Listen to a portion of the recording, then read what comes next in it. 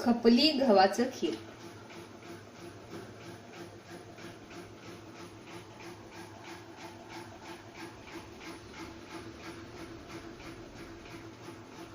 नमस्कार, मी शीला पाटील. शिदोरीमध्ये आपलं स्वागत आहे. आज आपण पाहणार आहे खपली गव्हाचं खीर. त्यासाठी लागणारं साहित्य आहे, गहू घेतले मी पॉलिश केलेलं. खपली गहू पॉलिश करून घ्यायचं आणि ते पॉलिश केलेले गहू मी पाव किलो घेतलेलं आहे. पॉलिश केल्यामुळे याचं साल सगळं गेलेलं असतं आणि खीर शिजायला बरं पडते. मी एक पाव किलो खपली गहू घेतलेलं आहे पॉलिश केलेलं. पॉलिश केलेला खपली गहू मी ते स्वच्छ धुवून 2-3 वेळा घेतलेला आहे. त्यामध्ये त्याच्यावरती जो कचरा होता किंवा पिठाचा भाग असतो तो सगळा निघून जातो. आणि ते स्वच्छ धुतल्यानंतर त्यामध्ये कोमट पाणी घालायचं आणि ते 4 तासासाठी भिजत ठेवायचं, म्हणजे खीर लवकर शिजते. मी आता त्यामध्ये पाणी घालून ठेवते आणि 4 तासानंतर खीर करायला घेते. 4 तासानंतर गहू छान भिजलेत. आता ते एका चाळणीत घेऊन निथळून घ्यायचं त्यातलं पाणी सगळं.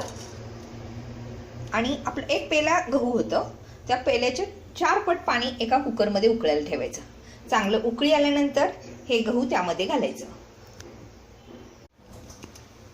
पाण्याला उकळी आल्यानंतर त्यामध्ये ते भिजवलेलं गहू घालायचं आणि झाकण लावून 2 मोठ्या शिट्या घ्यायच्या आणि नंतर गॅस एकदम बारीक करून 20 मिनिटं ठेवून द्यायचं. 1 चमचा खसखस आणि 7-8 वेलदोडे मायक्रोवेव्हला गरम करून घेतलं. ते आता मिक्सरच्या भांड्यामध्ये घालून घ्यायचं.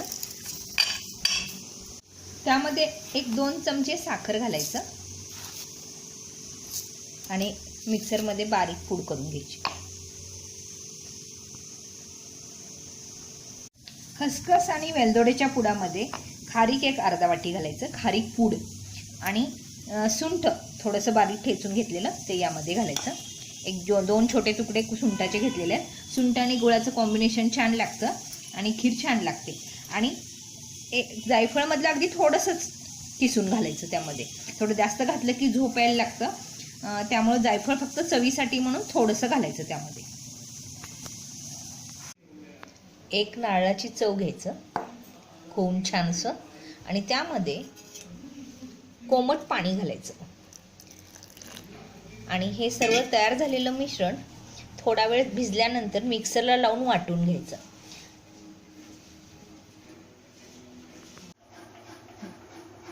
गहू एकदम छान शिजलेला आहे, एकदम मऊ शिजलेलं आहे. आपल्याला जसं हवं तसं शिजलेलं आहे. आता यामध्ये उकळलेलंच पाणी घालायचं. जर याची वाढवायचं असेल तर थंड पाणी नाही घालायचं. उकळलेलं पाणी घातलं की खीर छान टिकते आणि जर थंड पाणी घातलं तर खीर टिकत नाही. त्यामुळं उकळलेलं पाणी घालायचं आणि याचं किती पातळ आपल्याला हवं तेवढं करून घ्यायचं. आता यामध्ये उकळलेलं पाणी घालायचं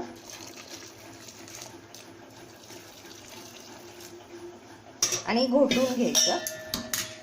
नंतर ते रवीनंच घोटायचं, मिक्सरला नाही लावायचं.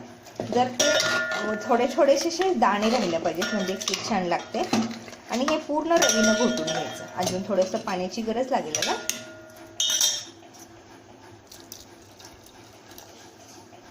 आणि पूर्ण रवी घालून नंतर घोटून घ्यायचं. हे पूर्ण असं छानसं घोटून घ्यायचं म्हणजे, आणि परत मग खीर शिजायला ठेवायचं.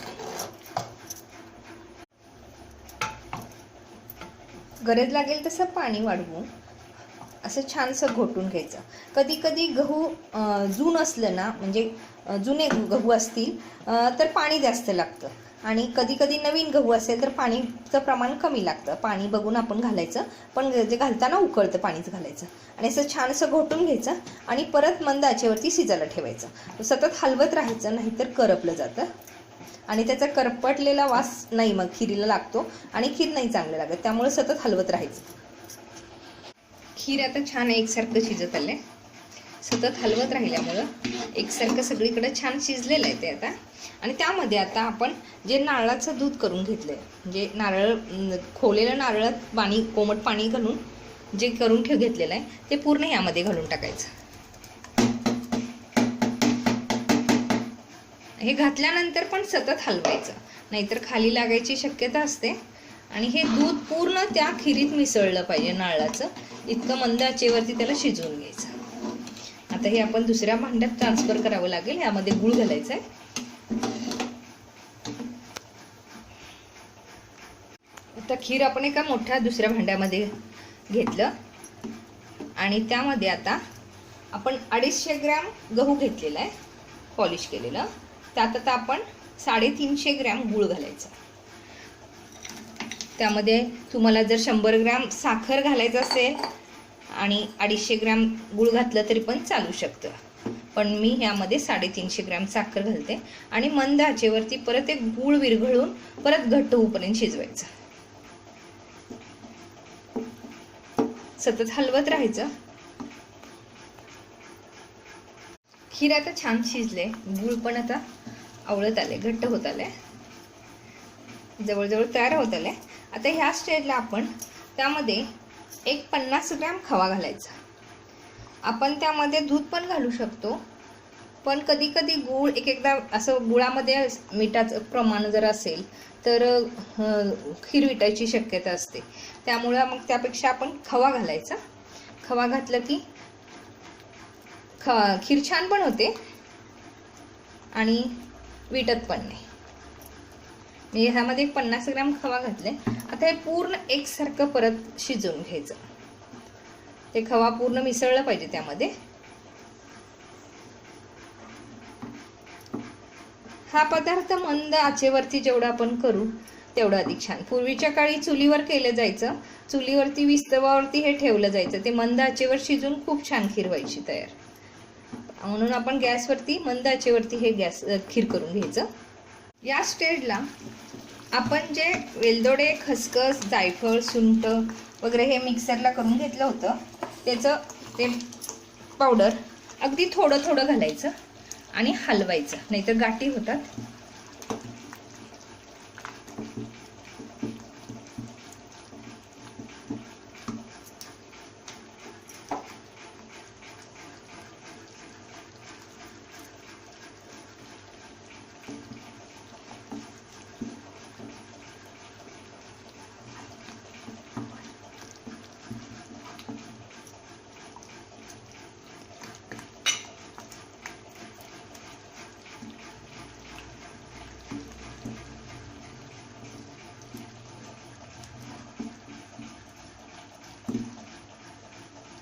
खीर एकदम छान शिजली आहे.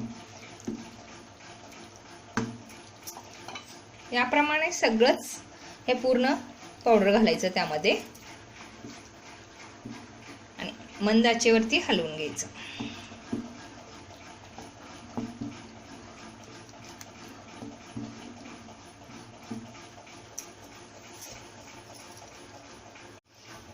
ते खोबऱ्याचं दूध आणि खवा यामुळे केवढा छान दाटपणा आलाय त्याला. आपल्याला ते दुसरं काही घालावं लागत नाही, नुसता गहू शिजवायला घेतलं तरी पण चालू शकतं.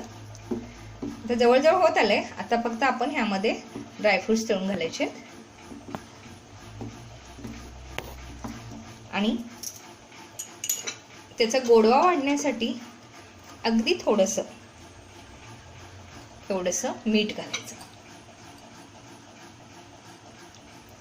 आणि शेवटी घालायचं अगदी. त्यामुळे खीर छान लागते. आता हे थोडा वेळ मंद आचेवर शिजू द्यायचं. एका कढल्यात 1-2 चमचे तूप गरम करायचं आणि त्यामध्ये ड्रायफ्रूटचे तुकडे घालायचे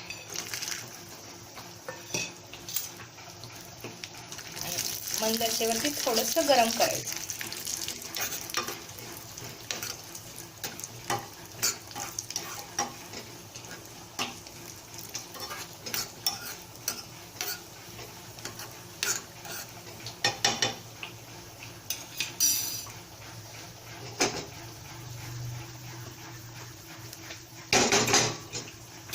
थोडंसं हे गरम झालं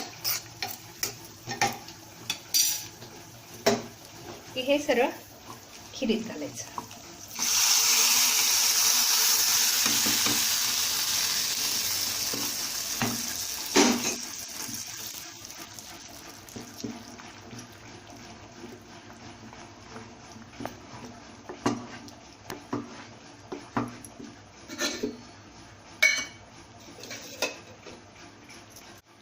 जवळजवळ आपली तयार होत आली. पण आता त्यामध्ये आपण 1 चमचा तूप घालायचं. ते तूप पूर्ण विरघळू द्यायचं.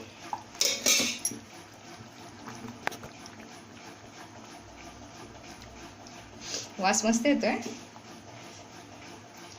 आपली जवळजवळ खीर तयारच झाली आहे. आता एक छानशी उकळी आली की गॅस बंद करायचा.